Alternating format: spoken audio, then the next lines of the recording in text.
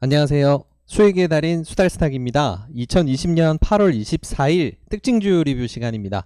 자, 오늘 장 어떻게 즐겁게 마무리하셨나요? 오전에 저희가 오전장 미리 보기로 미리 좀 짚어드렸던 것처럼 오전에 조금 약세로 출발을 하긴 했지만 전체적으로 양시장 다 코스피, 코스닥, 양시장 다 강세로 아주 잘 마무리가 되었습니다.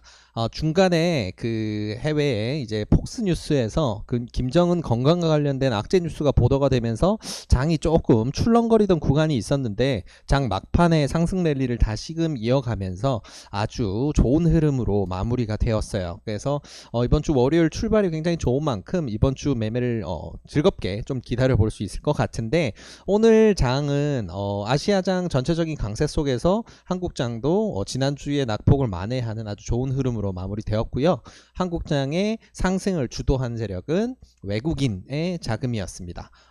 전체적 시장으로 봤을 때는 코스피, 코스닥, 양시장 다 개인이 전체적으로 매도를 진행을 했고요. 외국인 기관이 매수세를 유지를 하면서 그리고 매수폭을 점점 5장으로 갈수록 늘려가면서 아주 우호적인 장을 만들어냈어요. 그래서 이러한 흐름을 만들어낸 데는 아무래도 해외 주요 선물 지수의 상승도 있겠지만 지금 오전에 한번 짚어드렸던 것처럼 주요 시장 지표들, 경제 지표들이 굉장히 좋게 나왔던 부분이 크게 작용했다고 볼 수가 있어요. 전 세계 증시의 중심이 되어주는 미국 장은 여러 가지 세계 지표에 영향을 받는데 특히 오늘 같은 경우에 지난주 금요일과 오늘 같은 경우에는 뭐 제조업 지수라고 그러죠. PMI 지수. 그게 시장이 예상했던 것보다 8월 확정치가 굉장히 우호적으로 나왔던 부분이 아주 긍정적으로 작용했지 않았나 생각이 됩니다. 그 외에 주택 판매 지수 등의 좋은 지표들의 아주 긍정적인 흐름도 더해졌고요. 그러다 보니까 어느 정도 그동안 소극적인 특히나 현물을 매수하는 데 있어서 소극적이었던 외국인 투자자가 적극적으로 매수세에 나서면서 오늘 지수를 굉장히 좋은 흐름으로 만들어줬다고 볼 수 있겠네요. 이런 흐름은 아무래도 들어간 자금이 있기 때문에 단기간 내에 엄청나게 큰 악재가 생기지 않는 이상은 단기간 내 하루아침에 뒤바뀌거나 그러지 않으니까 이번 주는 조금 즐겁게 매매를 할 수 있지 않을까 아주 즐거운 기대를 해볼 수 있을 것 같습니다. 자, 본격적으로 오늘 우리 즐겁게 이야기 나눠볼 특징주 한번 보여드리면 오늘의 주인공은 진원생명과학이라는 종목입니다. 굉장히 시장에서 핫한 종목이죠. 오늘 시장에서 상한가를 기록하면서 마무리가 되었는데 개인적으로는 지난주 금요일부터 저희 트레이딩 팀에서 수상하다, 재밌는 움직임이 계속 나온다 라고 해서 유심히 지켜보고 있던 종목이 이렇게 강세를 보이면서 올라가니까 참 개인적으로는 재밌게 매매를 하기도 했고 앞으로의 추세가 좀 기대가 되는 종목이라서 이런 내용들 좀 공유해 드리고자 가져왔습니다. 자, 일단 진원생명과학이 무슨 회사인지 한번 들여다 볼게요. 무슨 일을 하길래 이렇게 상한가까지 가냐라고 하면 요즘 상한가 가는 종목들 재밌는 특징들이 있습니다. 뭐냐면 백신 개발하는 회사죠. 진원생명과학이 지금 이렇게 상한가까지 기록하는 데 있어서는 백신 개발을 하는 그런 회사라는 부분이 첫 번째고 두 번째로는 코로나 관련된 백신을 생산을 하고 있는데 그 백신의 임상이라던가 아니면 국가 지원이 결정됐다는 부분이 굉장히 강한 모멘텀으로 작용을 해주면서 주가를 밀어 올려주는 그런 현상이 나타났다고 볼 수 있을 것 같아요. 최근에 나온 뉴스를 조금 주요 뉴스들을 추려서 살펴보면요. 자, 일단은 지난주 금요일 장후반은 아니죠. 오전에 보도되면서부터 강세를 이끌어내는 이제 주된 내용입니다. 진원생명과학이 정부 지원을 받게 된다. 그런 예비 후보로 선정이 됐다라는 거에 초강세를 이어간다는 뉴스 오늘 나와 있는데 지금 보시게 되면 국가에서 코로나 관련된 혹은 이제 백신을 개발하는 데 있어서 좀 지원을 해주는 지원 사업의 대상이 될 기업들을 선정을 해서 그 리스트를 발표를 했는데요. 확정된 기업은 치료제 분야에서는 셀트리온 그리고 백신에서는 제넥신이 선정이 되었고 예비 선정으로는 치료제 분야 녹십자, 대웅제약, 신풍제약이 선정이 됐고 백신 분야에서 예비 선정은 SK바이오사이언스와 진원생명과학이 차지를 했습니다. 보시게 되면 여러 회사들이 엮여 있어요. 굉장히 많은 회사들이 엮여 있는데 그 중에서도 상한가를 가고 이 정도로 특출난 강한 파동이 나온 거는 진원생명과학 뿐이라는 거죠. 이러한 파동이 나온 거는 재료의 힘도 있겠지만 그간 응축되어 있다던가 혹은 진원생명과학의 움직임을 결정짓는 매수 주체 우리가 흔히 세력이라고 표현을 하는데 세력이라는 게 꼭 뭔가 주가 조작을 한다던가 아니면 뭔가 이제 음성적인 꼭 그런 걸 표현하기보다는 그냥 뭔가 주도적으로 이 회사의 주가를 움직이는데 관여하는 매수하는 주체를 세력이라고 표현하기도 해요. 아무튼 이러한 진원생명과학을 주도하는 이 세력이 어떤 의도를 가지고 있었느냐에 따라서 이런 흐름이 나왔을 텐데 지금 같은 경우에는 본격적으로 돈을 밀어넣는 구간이 되었다라고도 볼 수 있을 것 같아요. 자, 그래서 이런 뉴스가 있었고 그러면 우리는 이 종목이 이제 앞으로 어떻게 움직일 수 있을지 좀 고민을 해봐야 되겠죠. 자, 다시 HDS 화면으로 돌아와서요. 내용을 좀 살펴보겠습니다. 자, 일봉을 먼저 보도록 할게요. 3월 달부터 해서 코로나 관련 백신이 아무래도 개발될 수 있는 백신 회사다라는 이런 부분 때문에 아무래도 뭐 계속해서 관심도가 높았던 종목이에요. 그래서 한 번 이상은 들어보셨을 거예요, 이 종목. 그래서 다뤄보신 분들도 많을 테고. 근데 중요한 건 이제 지금부터 어떤 흐름이 나올 것인가, 지금 왜 이런 구간이 왔고 이 구간이 가지는 의미가 어떤 건지 좀 자세히 살펴보도록 할게요. 일단 너무 작게 보이니까 조금 확대를 해서 들여다보면요. 자, 일봉상 추세입니다. 3월 달에 코로나 관련된 종목들이 다들 그랬던 것처럼 강한 파동이 나온 다음에 떨어졌고요. 그 떨어진 다음에 움직임에 따라서 그 이후에 향방이 결정이 됐는데 제가 지난주에 리뷰를 해드렸던 ECS라는 종목 오늘 20% 이상 상승을 하면서 마무리가 됐는데 그 종목과도 똑같은 흐름이 여기서도 나타나고 있어요. 보시게 되면 뭔가 추세선이라는 것과 거래량이라는 것 특이점들이 여기서도 나오죠. 보시게 되면 낙폭이 발생한 이후에 강한 상승, 3월 달에서 4월로 이어지는 구간에서 강한 상승 이후에 하락이 발생을 했고요. 하락 이후에 당연히 이 구간은 이제 횡보 구간입니다. 자, 이 횡보 구간에서 어떤 움직임을 했느냐에 따라서 향후 움직임이 결정이 되는 건데 이 횡보 구간에서 주도하는 세력이 뭔가 이 주가를 받쳐주면서 다음 파동을 준비를 하느냐 아니느냐에 따라서 우린 대응이 달라져야 되고요. 진원생명과학 같은 경우에는 이 횡보 구간에서 굉장히 좋은 흐름 보여줬죠. 자, 구간 살펴보게 되면 거래량이 터졌던 구간 바로 이렇게 날아갈 수도 있었지만 날리지 않은 구간을 보통 우리는 통칭해서 이제 매집 기간이라고 표현을 합니다. 그래서 이 구간 동안은 이 주도를 하는 세력에서 물량을 모으고 충분히 기가 모여야 출발을 할 수 있다라고 우리가 일반적으로 생각할 수가 있는데 그 구간에서 추세를 부러뜨리느냐 아니느냐 굉장히 중요한 포인트죠. 여기서 진원생명과학은 지지점들 요소마다 지지 구간을 굉장히 정확하게 맞춰주고요. 그리고 가장 최근에 있었던 가장 큰 추세가 나타나기 마지막 구간에 있었던 이 구간에서 아무래도 마지막으로 이제 물량을 모을 수 있는 흔드는 구간이 아니었나라고 좀 생각을 해볼 수 있을 것 같아요. 그 이후에 갭으로 굉장히 큰 파동이 나왔는데 이때 8월 14일에 발생했던 파동은 임상 1상과 임상 2A상에 대해서 연내에 임상 진행 가능성이 있다라는 뉴스 보도가 나오면서 갭상승 출발을 했어요. 자, 갭상승 출발을 했는데 당연히 아무래도 뭐 임상이 시작된 것도 아니고 승인이 난 것도 아니고 그런 상황이다 보니까 가격은 미끄러져 내려오겠죠. 그래서 이 구간 같은 경우에는 사실 매매하기가 쉽지 않은 구간입니다. 어디까지 흐를지 아니면 추세가 다시 바닥을 깰지에 대해서 좀 지켜봐야 되는데 이런 곳에서 좀 긴 흐름으로 매매를 하시는 분들은 보통 매매할 때 매수 포인트는 이 구간이 됩니다. 이 구간까지 이제 거의 내려오지 않고 다시금 추세를 잡아준 이 지난 19일에 만들었던 이 자리가 굉장히 큰 의미를 가지고요. 이 다음에 정확하게 발생시켰던 이 뻗는 봉, 이제 지난주 목요일이죠. 수요일에 지지, 목요일, 금요일 발산하고 오늘에 이르기까지 이런 발산이 이어지고 있는 거는 앞으로의 추세도 좀 기대할 수 있는 좋은 흐름입니다. 특히나 오늘 같은 경우에는 과거에 만들어놨던 전고점까지 모두 다 뚫어버렸어요.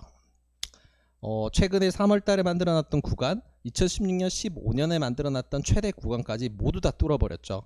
이런 뚫는 흐름이 나오면서 상한가에 안착하게 되면 보통 거래량이 크게 터집니다. 아직까지는 좀 크게 터져요. 네. 특히나 이걸 처음 이 구간을 테스트를 했던 지난주 금요일 같은 경우에는 거래량이 굉장히 많이 터졌죠. 거의 역대급 거래량에 준하는 거래량이 나왔는데 오늘은 거래량이 줄어들면서도 오히려 더 편안하게 상한가를 갔어요. 이게 뭐냐면 저항이 없는 구간이라는 겁니다. 분봉으로 들어가서 좀 더 살펴볼게요. 자, 분봉을 들어와서 보게 되면 지지와 저항을 받으면서 계속 상승한 흐름이 나오는데 우리가 중요하게 봐야 될 거는 바로 이 거래량입니다. 항상 제가 강조드리죠. 거래량만큼 중요한 게 없습니다.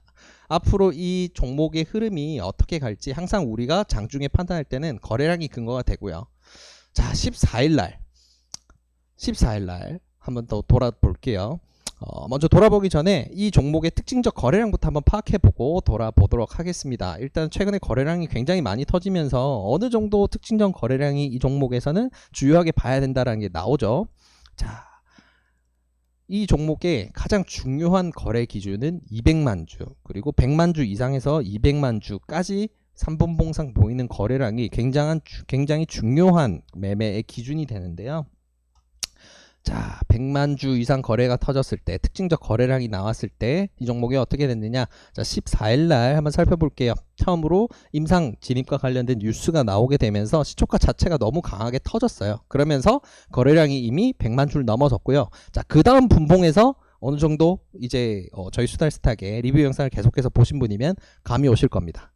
이 봉이 떴을 때 거래량 보이시죠? 앞에 매수 진입한 자금들이 다 이탈하는 봉이 나왔어요. 이런 봉이 나온 경우에는 제가 항상 말씀드리지만 익절 대응을 하셔야 되는 봉입니다. 이 다음부터는 얼마나 누르다 갈지 혹은 살짝 누르다 올릴지 모르는 겁니다. 하지만 이 종목 같은 경우에는 특징적 거래량이 나왔을 때 어떤 흐름이 나왔냐, 전체적으로 그 다음에 눌림목이라는 게 꼭 동반이 됐어요. 그렇기 때문에 내가 이 종목을 매매할 때는 100만 주 이상 200만 주 근처가 터졌을 때는 반드시 매도를 고려를 해야 되는구나 라는 걸 기억해 두셨다가 대응을 했어야 하는 구간이었죠. 아무튼 자, 이런 구간이 나온 다음에 이 구간은 사실 이제 우리가 매매 진입을 하기는 너무 위험성이 큰 구간이고요. 하지만 여기서는 얘기가 조금 달라집니다.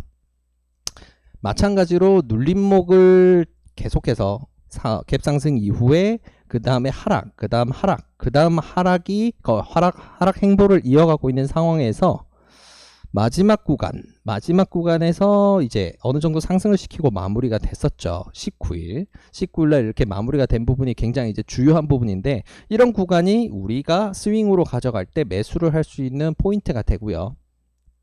자, 그 다음에 뭐 이런 뻗는 구간 내에서는 보시게 되면 매도 거래량이 터질 때마다 대형 매도가 함께 나와요. 지금 이거는 강한 매물대 구간을 지나고 있기 때문에 당연히 이런 현상이 나옵니다. 그래서 당연히 이렇게 눌림목이 나오게 되는 거고, 이런 매도 거래량이 터지면서 하락하는 구간에서는 사실 매수가 바로바로 나갈 수 있다라고 보긴 힘들어요. 그래서 솔직히 이 구간 같은 경우에는 우리가 매수를 해서 수익을 낸다라고 하면 굉장한 감을 가지신 분이다라고 밖에 표현은 없을 정도로 굉장히 어려운 구간이니까 이런 구간은 일단 우리가 패스를 해야죠. 패스를 하더라도 제가 초반에 말씀드렸죠. 지난주 금요일의 움직임이 정말 이상하다라고 말씀했던 부분, 일단은 특징적 거래량이라고 할 수 있는 거래량이 너무 자주 터져요. 이런 거래량이 계속해서 터지는 종목들은 특징적 거래량이라는 거를 우리만 보고 있는 게 아니고 굉장히 많은 투자자들이 보고 있기 때문에 이 종목 뭔가 있다라고 굉장히 관심이 집중이 되거든요. 그러다 보니까 뉴스가 동반되면서 이런 강한 파동이 나왔죠. 이런 강한 파동이 나오게 된 후에 어디서 지지를 해주느냐, 이 부분이 이제 결국은 굉장히 중요한 포인트입니다. 우리가 진입을 해야 되겠다라고 생각을 했다면 어디서 지지를 해주느냐가 굉장히 중요한데, 지난주 금요일에 종가 지지선 부분이 굉장히 좋았죠. 시가 갭 상승 이후에 강한 하락을 맞았고 그 이후에 강한 상승, 그리고 다시 눌림목을 맞아서 떨어지는 와중에 이 중요한 지지선, 추세선이라고 할 수 있는 추세선, 가격적으로는 시가 부근이었고요. 그리고 추세상으로는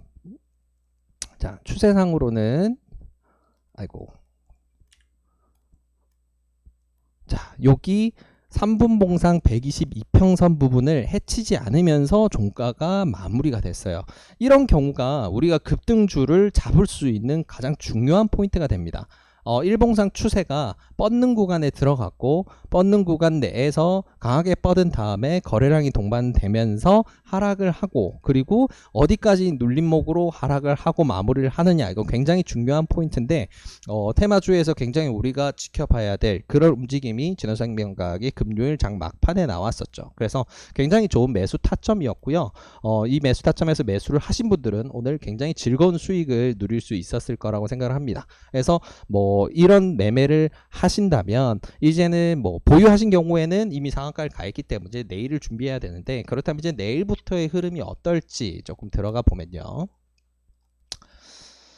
자, 앞에 거래량과 지지선 계속해서 반복돼서 만들어져 왔습니다. 특징적인 거래량을 만들어냈던 봉 기준으로 다시금 떨어진다면 이 구간이 이제 지지선이 되는 거고요. 다시 한번 거래량이 터졌던 구간 지지선 꺼주고요. 가장 중요한 지지선이자 저항선으로 작용해 줄 구간이 오늘 상한가 종가 부근입니다. 자, 일단 이렇게 중요한 지지선들 만들어 놓고 보고 있으면 이런 선들이 왜 중요하냐면 지금 현재 진원생명과학은 일봉상 저항이 없는 구간으로 들어갔어요.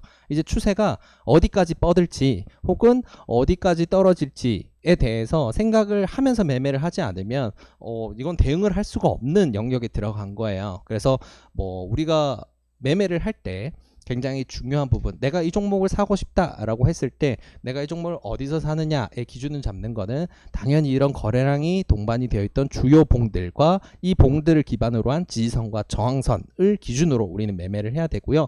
익절 타이밍은 이렇게 거래량이 터진 지점으로 생각하시면 됩니다. 자, 그래서 자, 진원생명과학 같은 경우에는 지금 내일 오늘 상한가 마무리를 했기 때문에 갭 상승을 해서 시작을 할 가능성이 일단 더 높겠죠. 하지만 예상을 깨고 갭 하락으로 출발을 할 수도 있어요. 자, 그럴 때 자, 일단 갭 하락으로 출발을 했을 때 우리가 어떻게 대응을 해야 되냐 생각을 먼저 해보면 당연히 매수 지점이라고 할 수 있는 거는 뭐 하락을 이 17,000원 구간에서 18,200원 구간에서 시작을 했다. 만약에 이 구간에서 시작했다라고 한다면 나의 첫 번째 지지 밴드, 내가 생각해야 될 지지 밴드는 17,000원 선입니다. 그래서 매수를 한다면 여기서 가장 가까운 구간에서 매수를 하는 게 첫 번째로 좋겠죠. 근데 한 번에 자금을 통째로 투입하기보다는 분할해서 하는 게 가장 좋고요. 그래서 개인적으로는 이 구간의 매수 타점을 한번 보고 그 다음에 요 구간, 두 번째 구간까지 매수 타점을 열어두고 매수를 하시는 게 가장 좋지 않을까 생각이 됩니다. 그래서 결론적으로 내일 만약에 갭 하락 출발을 한다라고 한다면 우리가 생각해야 될 매수 밴드는 이 구간이 되겠네요. 갭 하락을 해서 출발을 했을 때 매수 타점은 이렇게 잡고 가져가시면 되고요. 마찬가지로 이 구간에서 매수가 마무리된 다음에 다시 상승이 진행됐을 때 나는 그럼 익절을 언제 하지? 라고 했으면 개인적으로 추천드리는 포인트는 바로 이 분봉상 특징적인 거래량이 터지는 시점, 이때를 매도 포지션으로 잡는 게 가장 좋습니다. 자, 그러면 내일 하락이 아니고 상승으로 출발을 했다라고 한다면 요거는 이제 조금 더 어려워집니다. 내일 상승을 하게 되면 이제 화면에 표시가 안 될 정도로 앞에 역사상 없는 거래 구간을 지나고 있기 때문에 이게 어디까지 뻗을지는 정말 상상을 할 수가 없어요. 신도 모르는 일입니다. 그래서 우리는 지지 기준을 잡아야 되는데 상한가 종목이 다음날 갭 상승을 했을 때는 특히나 진원생명과학은 앞에 이미 사례가 있죠. 지난주 금요일에 보여줬었던 요런 구간이 나올 가능성도 굉장히 큽니다. 그래서 차라리 상한가 구간을 오늘 상한가를 여기라고 생각하고 제가 차트로 표시를 한번 해드릴게요. 자, 만약에 여기가 지금 우리가 오늘의 종가다라고 한다면 만약에 내일 아침에 이제 요런 시가가 나왔다고 생각해 볼게요. 5% 이상 뛰어서 시작하는 시가라고 한다면 아까 그어드렸던 요 부분 굉장히 중요한 저항선으로 작용을 하죠. 요런 부분들. 그래서 눌림목으로 볼 수 있는 여기도 마찬가지로 굉장히 비슷하죠. 상한가를 기록한 종목들은 앞에 상한가 직전에서 흔드는 구간들이 있습니다. 그래서 이런 구간들과 비슷하게 여기에서 여기가 우리는 이제 지지선으로 보고 진입을 해야 됩니다. 내가 갭 출발을 했을 때 잡고 싶다라고 한다면 내가 생각해야 될 손절 혹은 다음 대응 구간은 오늘 끝났던 상한가 이 지점이에요. 그래서 요 포인트 부분을 우리는 요까지 내가 내려오면, 내가 지금 보유하고 있던 사람이라면 나는 요까지 밀려오면 익절을 해야지, 혹은 내가 이까지 내려왔을 때 이제 신규 진입을 생각하고 있던 사람은 이까지 내려오면 매수를 해야지 라고 생각하면 굉장히 좋은 판단이 될 수 있을 것 같고요. 혹은 갭이 5%뜬 다음에 이 경우에는 밀려 내려왔지만 그대로 뻗는 경우도 굉장히 많아요. 그래서 만약에 그런 경우에 나는 시초가로 진입을 해서라도 이 종목을 가져가고 싶다라고 하신다면 시초가로 갭이 뜬 상태에서 1차 매수를 하시는 겁니다.